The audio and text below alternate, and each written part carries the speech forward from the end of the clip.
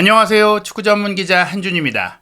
2024년 유럽 축구 여름 이적 시장을 통해 또 한 명의 한국인 프리미어리거가 탄생할 가능성이 제기되고 있습니다. 레드스타 베오그라드라는 이름으로 잘 알려진 세르비아 최고의 명문 클럽 츠르베나 즈베지다의 핵심 미드필더, 중원의 에이스로 활약 중인 국가대표 미드필더 황인범 선수를 영입하고자 잉글랜드 프리미어리그 팀들의 스카우트들이 경기 현장을 방문한다는 사실이 세르비아 언론의 독점 보도를 통해 알려졌는데요. 구체적으로 프리미어리그 중위권 팀이 황인범 선수의 영입을 희망한다는 보도가 나왔습니다. 현지의 이적설 독점 보도 원문을 살펴보고 황인범 선수와 연결될 수 있는 프리미어리그 팀들 그리고 이적 협상 상황의 이적료 등 세부 사항까지 분석하고 팩트 체크해드리겠습니다. 4월 22일 유럽 현지 시간으로 막 나온 따끈따끈한 뉴스입니다. 세르비아의 유력 매체 인포르메르의 보도는 황인범 선수를 헤드라인으로 뽑고 프리미어리그 스카우트들이 황인범 선수를 보기 위해 더비 경기를 참관한다고 보도한 것인데요. 이 보도에 따르면 프리미어리그 소속 구단의 스카우트들이 오는 유럽 시간 수요일 세르비아컵 준결승전 레드스타와 파르티잔의 경기, 그러니까 츠르베다 츠베지다와 파르티잔의 베오그라드 더비전 경기를 보기 위해서 VIP 박스에 올 것이다라고 소개했습니다. 그리고 이 소식을 전한 이 소식통 취재 소스에 따르면 이 프리미어리그 스카우트들이 즈르베나 경기를 지켜보기 위해 방문하는 이유는 미드필더 황인범 선수 때문이라고 하는데요. 황인범 선수 같은 경우에는 지난해 여름에 올림피아코스를 떠나서 즈베지다로 이적하면서 550만 유로의 이적료를 기록했고 입단 후 빠르게 팀의 핵심으로 자리 잡았습니다. 인포르메르의 보도에 따르면 황인범 선수는 어시스트나 골로 자신의 성적을 결정짓진 않는다. 즉 공격 포인트가 그렇게 많은 것은 아니지만 여러 번 팀에서는 최고의 경기를 펼쳤다. 즉 공격 포인트와 관계없이 꾸준히 현재 즈르베나 최고의 활약을 펼치고 있는 선수가 황인범이라고 소개했습니다. 그러면서 황인범 선수가 해내고 있는 역할이 현대 축구에서는 높이 평가된다라면서 중원 전체의 마에스트로, 조율사의 역할을 하고 있다고 했는데요. 황인범 선수가 볼 경합도 수행하고 여러 명의 상대 선수 사이로 패스를 찔러 넣으면서 마침내 팀 동료에게 완벽하게 정확한 패스를 연결해서 반드시 골을 넣을 수 있는 좋은 기회를 만들어낸다고 했어요. 이것이 직접 어시스트로 기록될 수도 있지만 기점 패스로 연결되는 상황이 많기 때문에 황인범 선수의 영향력은 단지 공격 포인트 숫자만으로 평가할 수 없다고 인포르메르에서 소개한 것인데요. 즉 많은 분들이 기록만 봤을 때 아니 즈르베나에서 팀 내 최고 도움이나 최다 골을 넣은 선수가 아닌 황인범 선수를 왜 프리미어리그 팀이 관심을 갖고 있지? 많은 다른 선수도 있는데 이렇게 생각할 수 있지만 실제적인 경기 영향력이 높다는 것을 짚어준 것입니다. 그러면서 인포르메르가 접한 소식통에 따르면 프리미어리그의 구체적인 한 클럽이 그에게 관심을 갖고 있다. 즉 스카우트는 여러 명이 방문해서 관심을 갖고 있지만 영입에 대해서 조금 적극적으로 움직이는 한 팀이 있다라는 것인데요. 황인범 선수에 대해서 세르비아 슈퍼리그보다 더 강한 리그에서 뛸 수 있는 선수라고 이야기한 인포르메르는 즈베지다 역시 황인범 선수에게 좋은 환경이지만 재정적으로 강력한 제한이 온다면 즈베지다 경영진은 이를 고려할 것이다. 무엇보다 황인범이 원한다면 놓아줄 것이다 라고 하면서 올 여름에 이적 협상이 열렸을 때 우리는 절대 안 팔아. 계약기간 남아있어. 우리의 핵심 선수야. 이런 입장이 아니라 이적료만 맞춰주면 보낼 수 있다라는, 즉 협상의 테이블에 앉을 수 있다는 의사를 표명하고 있는 것입니다. 이러한 언론 보도 역시 많은 프리미어리그 팀들에게 우리는 팔 생각이 있으니 더 많은 관심을 달라. 어떻게 보면 이제 경쟁을 유발할 수 있는 그런 기사라고도 할 수 있겠습니다. 특히 프리미어리그의 중위권 팀의 스카우트들이 황인범 선수에게 관심을 보이고 있다고 했는데요. 구체적으로 접근해온 팀은 한 팀이지만 중위권의 여러 팀들이 일단 이 경기를 지켜보러 올 거라고 합니다. 물론 비용이 많이 들 것이다라고 하면서 세르비아의 인포르메르는 우리의 소식통에 따르면 이적료를 많이 지불해야 보내줄 수 있다. 강력한 제한이라고 했는데 결국에는 550만 유로를 지불하고 올림피아코스에서 영입해 왔기 때문에 최소한 그 이상의 이적료를 지불해야만 보낼 수 있다는 것입니다. 황인범 선수에 대해서 올 시즌 츠르베나에서 모든 대회 통틀어 29경기 출전 5득점 5도움 10개의 공격 포인트를 올렸다고 설명하고 있는데요. 황인범 선수의 주 포지션이 플레이메이커, 공격형 미드필더이긴 하지만 츠르베나에서 특히 유럽 경력을 시작한 이후에는 대부분 중앙 미드필드에 가깝게 뛰어왔기 때문에 중앙 미드필더로서 이 정도의 공격 포인트를 올린 것은 분명히 높은 기록이라고 할 수 있겠습니다. 한편 황인범 선수의 이적료에 대해서는 사실 올림피아코스를 떠나서 츠르베나로 이적하는 과정 속에 어떻게 보면은 저 높은 수준 유럽 5대 리그를 꿈꿨던 황인범 선수가 츠르베나로 오게 된 것은 그 다음 스텝을 위해 당시에 올림피아코스와 계약을 이제 풀어야 되는 과정 속에서 또 츠르베나가 올림피아코스와 좋은 관계에 있는 팀이기도 하고 바이아웃 금액을 설정해 주면서 황인범 선수가 츠르베나에서 굉장히 좋은 활약을 펼친다면 문제없이 더 큰 팀으로 이적할 수 있는 그런 바탕을 만들어 놓은 거예요. 당시에 이제 그리스 매체인 스포르타임의 보도에 따르면 황인범 선수가 레드스타 츠르베나와 맺은 계약의 바이아웃 금액은 800만 유로보다 낮다라고 했는데요. 실제로 이런 계약 사항들을 구체적으로 또 외부에 유출하면 안 되기 때문에 어느 정도 언저리로만 알려주거든요. 700만에서 750만 유로 정도면 성사될 수 있다. 뭐 수수료까지 생각을 해야 되겠지만 어찌됐거나 최대치로 보자면 750만 유로, 한국 돈으로 110억 원 정도라면 황인범 선수를 영입할 수 있는 그런 조건이라면 프리미어리그 팀들에게는 거의 부담이 되지 않는 액수라고 할 수 있겠거든요. 그렇기 때문에 프리미어리그 중위권 팀이 황인범 선수를 영입하고 또 한국인 마케팅, 아시아 마케팅까지 진행할 수 있는 데다가 경기력에 도움이 되는 선수라는 점을 고려한다면 아주 가성비가 좋은 영입이 될 수 있는 것입니다. 실제로 황인범 선수가 이제 1996년생 아직 27살의 나이로 한창 전성기를 구가할 수 있고 또 최근 현대 축구의 선수 수명은 30대 중반까지도 관리만 잘하면 전성기의 기량을 유지할 수 있다는 점에 있어서 황인범 선수가 프리미어리그에 이적을 했을 때도 2, 3년 후에 또 더 좋은 활약을 펼친다면 더 큰 팀으로 더 비싸게 팔 수 있는 여지가 충분히 있다고 볼 수 있고 무엇보다 황인범 선수가 현재 트랜스퍼 마크트 기준의 이적 시장 가치는 600만 유로, 한국 돈으로 88억 원 정도인데 보수적으로 잡았을 때 700만 유로 그리고 최대 750만 유로의 바이아웃 금액보다 큰 차이가 나지 않아요. 게다가 바이아웃 금액은 최대치이기 때문에 어느 정도 새로운 조항이라든지 그 후에 하락에 따른 보너스 조항이라든지 여러 가지 옵션을 통해서 조정해서 1차 금액은 바이아웃 금액보다 낮다고 하더라도 추가 금액을 높이는 형태로도 협상을 할 수가 있고요. 무엇보다 황인범 선수가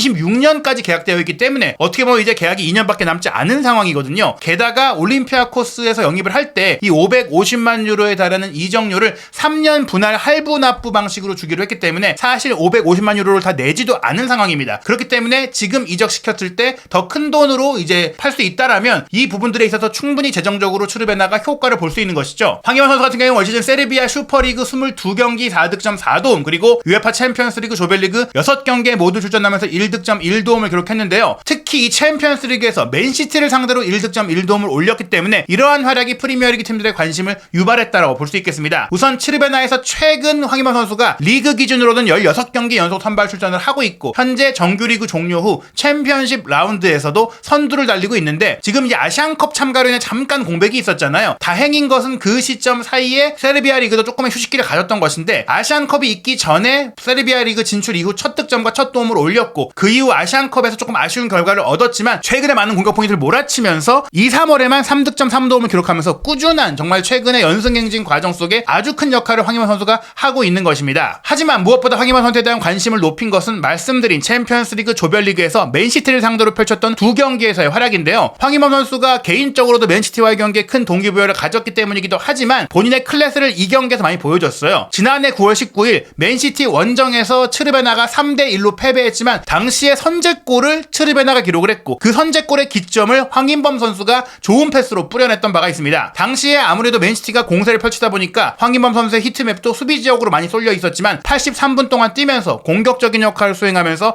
76%의 패스 성공률을 기록했고 드리블도 한 차례 시도해서 성공을 했고 5번의 지상볼 경합도 3번이나 승리했고 2번의 태클 성공뿐 아니라 롱볼도 50%의 성공률에다가 유효 슈팅까지 하나를 기록하는 등 가장 돋보이는 활약을 펼쳤거든요. 맨시티와의 경기는 황인범 선수가 가진 장점을 모두 보여준 경기라고 할 수 있겠는데요. 당시 누네스가 베르나르도 실바에게 패스하고 베르나르도 실바가 오른쪽 하프 스페이스로 침투하는 워커에게 전진 패스를 줬을 때 황인범 선수가 끝까지 따라 내려가서 이 워커의 크로스 패스를 블로킹 수비로 막아내는 정말 좋은 장면을 보여줬었고요. 전반 30분 같은 경우에는 황인범 선수가 또 오른쪽 측면 공격 쪽으로 진입을 해서 부카리의 패스를 받아서 날카로운 크로스 패스를 문전으로 보냈는데 에데르손 골키퍼가 가까스로 선방하는 그런 장면도 나왔습니다. 그러다가 전반 45분에 황인범 선수가 중앙 지역에서 4명의 맨시티 선수 사이에서 공을 빼낸 이후 이바니치의 전진 패스를 부카리가 이어받아서 선제골을 즈베즈다가 넣었던 바가 있는데요. 이후 네리 골을 내주면서 맨시티에게 역전패를 당하긴 했지만 황인범 선수는 61분에 직접 2명의 맨시티 선수를 중앙 지역에서 탈압박으로 풀어낸 이후에 본인이 내준 기점 패스를 부카리에게서 다시 받아서 문전까지 들어가서 오른발 슈팅까지 가져가는 정말 날카로운 과감한 모습까지 보여줬습니다. 다만 이 경기 말씀드린 대로 3대1로 경기가 뒤집혔기 때문에 굳이 더 체력을 소모할 필요가 없다는 점에 있어서 황인범 선수는 82분에 칸가 선수와 교체되어 그라운드에서 내려왔었는데요. 이미 조별리그 탈락이 확정된 경기이긴 했지만 지난해 12월 13일 안방에서 치렀던 또 한 번의 맨시티와의 경기에서는 2대3으로 패배하는 과정 속에 1골 1도움의 원맨쇼를 펼치면서 통계 매체 기준으로는 맨시티전 팀의 패배에도 불구하고 압도적인 MOM에 선정됐습니다. 당시 폰몹 기준으로는 8.8점의 평점을 기록했고요. 소파스코어에서는 8.4점 그리고 후스코어드닷컴에서도 8.0점으로 맨시티의 모든 선수들 선수들보다도 더 많은, 더 높은 평가를 받게 된 것인데요. 영국의 스카이 스포츠도 사실 이 경기 맨시티 유망주인 마이카 해밀턴에게 평점 8점 부여하면서 플레이어 오브 더 매치로 선정을 했지만 황인범 선수도 이 해밀턴 선수와 같은 평점 8점으로 동등한 평가를 받았던 바가 있습니다. 이 경기 같은 경우 황인범 선수가 좀 더 공격적으로 움직이면서 공격 지역의 히트맵도 더 많이 나왔고 기록적으로도 대단했는데요. 90분 풀타임을 소화하면서 1골 1도움을 기록한 이 공격 포인트도 대단하지만 키패스를 무려 5개나 기록하는 기회 창출을 보여줬고요. 80%로 더 높은 패스 성공률도 기록을 했고 유효 슈팅 하나를 그대로 골로 연결한 것뿐 아니라 6번의 경합 중에 3번 승리했던 부분들, 태클 2개 성공, 가로채기 1개 성공 등 전천후 미드필더로서의 모습을 보여줬습니다. 특히 71분 2대0으로 끌려가던 상황 속에서 부카리와 2대1 패스를 주고 받으면서 문전 왼쪽으로 침투해서 왼발 슈팅으로 득점한 장면은 황인범 선수 역시 손흥민 선수처럼 양발 슈팅, 양발 득점이 가능한 선수라는 것을 또 다른 프리미어리그 팀들에게 보여줬던 장면이고요. 후반 추가 시간 1분 같은 경우에는 황인범 선수가 오른발 코너킥으로 카타이의 헤더골 3대2의 만회골을 넣는 과정에서도 어시스트를 기록하면서 세트피스의 전문가라는 것 역시 보여줬습니다. 이러한 맨시티전의 활약을 통해서 여러 프리미어리그 팀들이 특히 손흥민 선수뿐 아니라 황희찬 선수까지도 프리미어리그에서 최근 좋은 활약을 보이고 있다 보니까 한국인 선수들에 대한 관심이 높아지고 있는 상황이었는데요. 중위권 팀에서 황희범 선수를 노릴 만한 팀들의 분류를 해보자면 현재 기준으로 12위에 있는 브라이튼 앤 호브 알비온, 11위에 있는 울버햄튼 원더러스, 12위 풀럼, 14위 크리스탈 팰리스, 15위 브렌트포드까지라고 볼 수 있겠습니다. 강등권 언저리에 있는 팀들이라든지 승점 삭감이 된 에버튼이나 노팅엄 포레스트 같은 경우에는 지금 당장 여름 영입을 위해 섣불리 움직이기는 어려운 상황이기 때문에 어느 정도 잔류 안정권에 있는 중위권 팀, 그리고 이제 상위권 팀 같은 경우에는 조금은 이제 재정적으로도 여력이 많기 때문에 이 팀들의 가능성이 높다라고 볼 수 있겠습니다. 이 팀들 중에서 이제 어떤 팀들이 구체적으로 연결될 수 있느냐, 기본적으로 저희가 이전부터 확보한 이적 시장 관계자의 정보에 따르면 브렌트포드가 꾸준히 황희범 선수에게 관심을 가져왔거든요. 하지만 한개 언급된 런던 인근 지역의 팀들이라든지 꾸준히 아시아 선수들을 지켜본 팀들이라든지 혹은 한국 선수와 인연이 있는 팀들도 충분히 가능성이 있거든요. 우선 브라이튼 앤 호브 알비온 같은 경우에는 과거에 이재성 선수와도 강하게 연결됐던 팀이고 황희찬 선수에 대해서도 관심을 보였던 팀인데 브라이튼 앤 호브 알비온 같은 경우에는 분명히 미드필드의 보강 의지가 있습니다. 아담 랄라나 선수가 이제는 정말 언제 은퇴해도 상관이 없는 상황이고 리버풀을 떠나 올 시즌 브라이튼에 합류해서 황혼기를 보내고 있는 제임스 밀러 같은 경우도 이제는 38이거든요. 다음 시즌에는 랄라나와 밀러의 역할을 할 수 있는 공격 능력을 갖춘 미드필드가 필요한데 황희범 선수가 적격이라고 할 수 있겠습니다. 브라이튼 역시 큰 돈을 쓰지 않으면서 효율적으로 선수를 영입하는 팀인데다가 최근에 주춤하긴 하지만 일본의 미토마의 영입을 통해서 경기력뿐 아니라 마케팅적인 효과까지 확인했던 바가 있기 때문에 브라이튼이 황희범 선수를 영입할 수 있는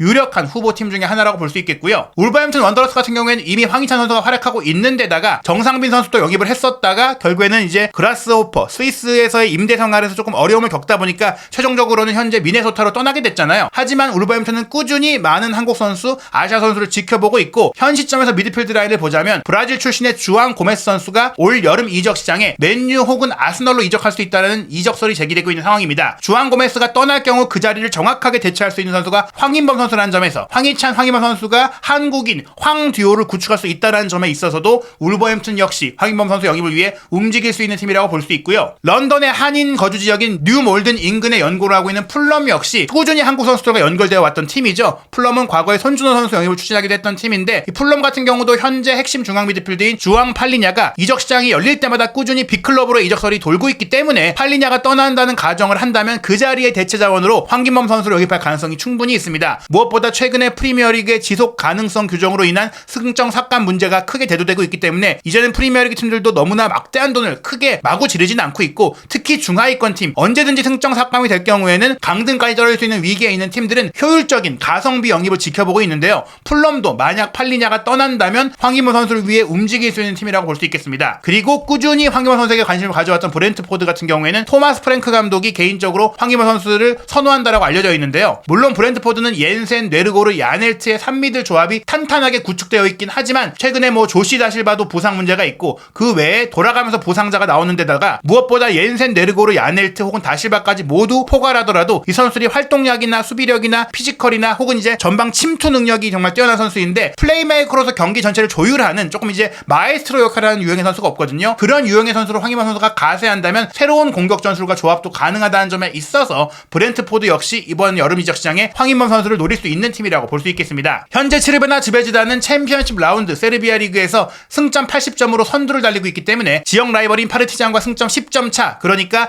리그 우승이 유력한 상황이고요. 그리고 프리미어리그의 스쿠아우터들이 방문할 것으로 알려진 세르비아컵 준결승전이 한국 시간으로는 4월 25일 목요일 새벽 2시에 열립니다. 이 경기에서 황희찬 선수가 자신의 최고의 경기력을 보여준다면 더 많은 팀들의 더 적극적인 영입 경쟁이 펼쳐질 수도 있겠는데요. 과연 황희찬 선수가 자신의 커리어에서 꿈으로 삼아왔던 유럽 5대 리그 입성, 무엇보다 프리미어리그 입성에 성공할 수 있을지, 올 여름 이적 시장, 한국 선수들의 유럽 무대 이적설, 다양한 소식들, 현지 보도들, 독점 정보들, 한준TV 구독, 좋아요, 알림 설정을 통해 빠르게 업데이트되는 진짜 뉴스 놓치지 않으시기 바랍니다.